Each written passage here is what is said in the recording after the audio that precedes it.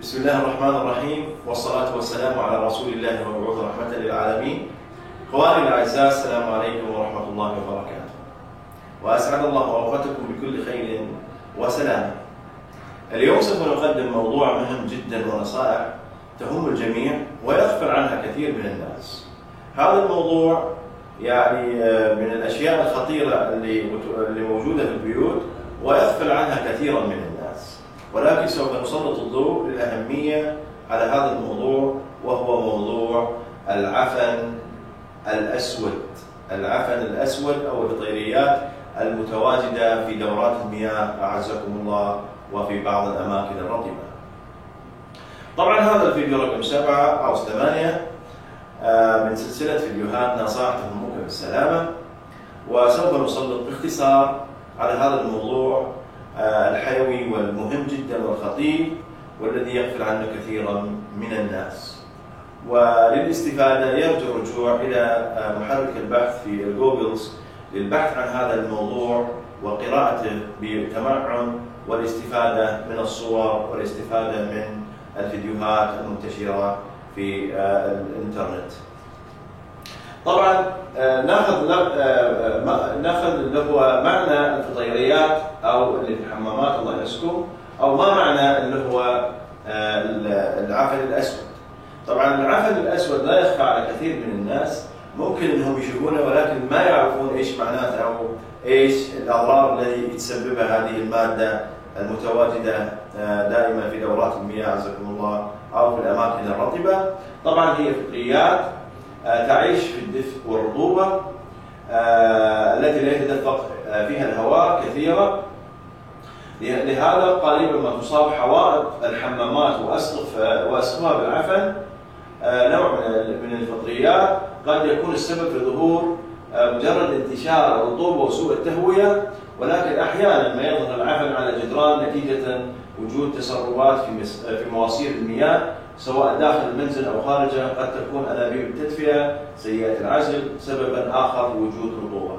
طبعا احنا نلاحظ في بيوتنا ممكن بعض البيوت انك تلاحظ ان في زي البقعة الخضراء منتشرة في بعض الأماكن في الحائط أو في دورات المياه عزكم الله، أو في الأسقف المتسربة من الحمامات اللي فوق.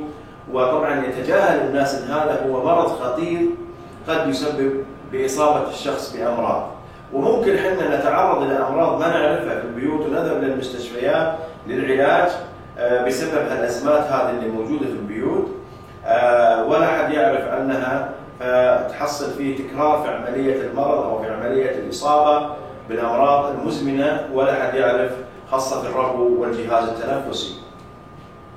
طبعا هنا في صورة تبين أن في بعض الحمامات اللي موجود فيها تحصلها في الجوين بين البلاط وبين اللي هو البانيو او بين اللي هو عزكم الله المرحاض. طبعا هي الفطريات هي الاسم الذي يطلق على اكثر نوع من العفن الاسود انتشارا على الجدران، والذي يتميز بوجود بقع تنتشر لاحقا على مساحات اوسع اذا تركت دون علاج.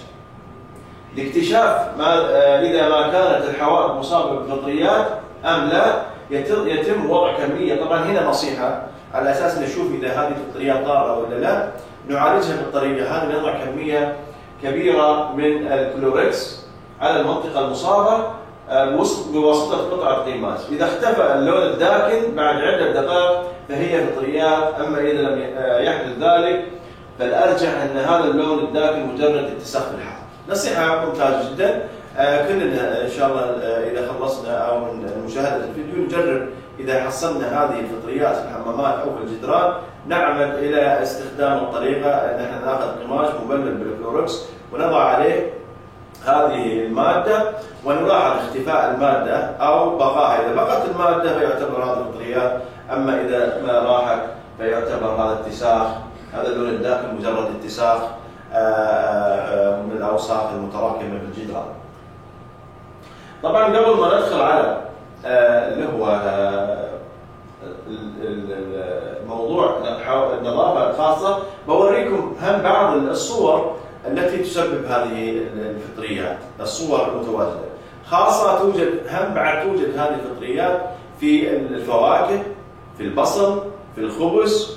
لذلك لابد أن نحن نحذر وننتبه في عملية أن نحن نتخلص من هذه الأشياء بحذر. هم بعد لها وقاية خاصة وتعليمات خاصة في عملية أنك تتخلص من هذه المواد السامة، لأنها مجرد ما تستنشقها أو مثلا تنتشر في الجو وتسبب الغبار أو الشيء من هذا القبيل، تتسبب في عدة أشياء احنا بنذكرها، الأشياء المتسببة والأشياء المتضررة منها في البيوت.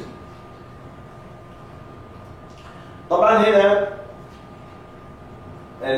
الخطوات لتنظيف الحمام احنا سوف نتطرق لها فيما بعد، لكن نشوف اللي هو الأشياء المهمة جدا وهي الأمراض المسببة لهذا طبعا الفطريات. ايوه، تأثير الفطريات على الصحة. إذا كان الشخص يعاني من حساسية الفطريات والعفن فهذا يعني أن الجهاز المناعي لديه يصدر استجابة عندما يستنشق جراثيم الفطر، وهذه الاستجابة المناعية تظهر بشكل سلسلة من الأعراض التي هي في الواقع أعراض الحساسية.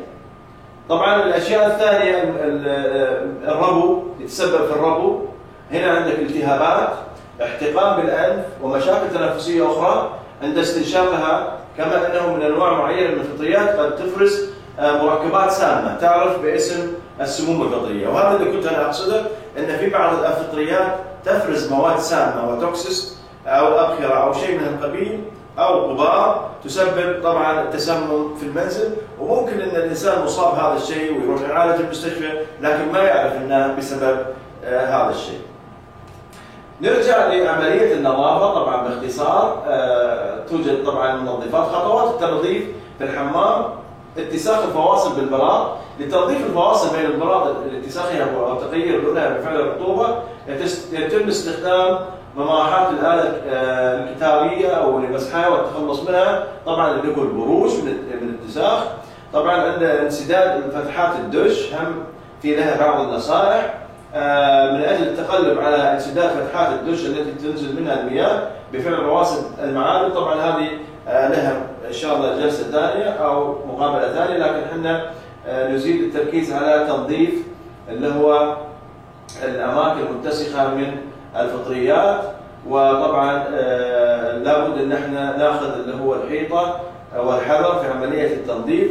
طبعا في عده اشياء كثيره في المحاضره هذه او في العرض، لكن ممكن ترجعون الى النت وتستفيدون من عمليه البحث في وسائل النظافه العامه.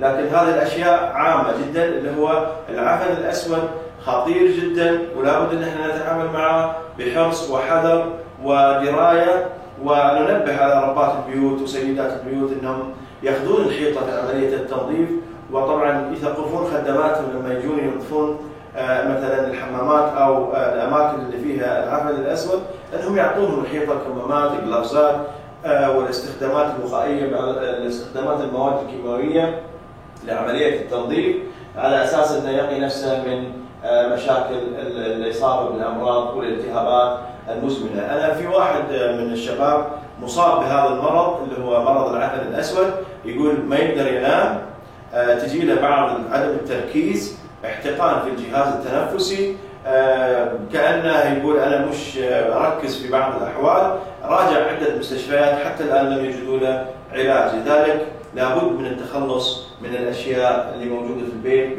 بطريقة سليمة وبطريقة مهمة جدا. طبعا هذا اللي عندي على أساس أني أنوه عليه في الفقرة هذه، لكن نرجع احنا زي ما تفضلت للنت ونشوف بعض الصور اللي موجودة في النت عن العفن الأسود. هنا بعض الصور، يعني أنت تلاحظ هنا حتى الفواكه مخرة طبعا موجودة، أنت تلاحظ في البيوت أو نلاحظ بعض الأوقات أن فيه عندنا إصابة بعض الفواكه من هذا المرض أو هذا الفطر، لكن ما ننتبه. طبعا الإنسان من فطرته يشمئز من انه يشوف شيء من هذا القبيل، لكن مو بهذا الشيء اللي احنا نهدف له. الهدف انه هو مرض، لابد ان احنا نتعامل معاه كانه مرض. عندما نتخلص من هذه المواد اللي المتاثره بالفطر الاسود نتخلص منها طبعا بطريقه صحيحه، لان انت مجرد ما تشوفها وترميها او ما تعطيها انتباه او ما تعطيها اهتمام ممكن انك انت تصاب بهذا المرض وتحمل هذا الجراثيم والفطر في يدك. طبعا هنا البصل كثير ما نحصل البصل في الاشياء في الفطر الاسود، الجزر،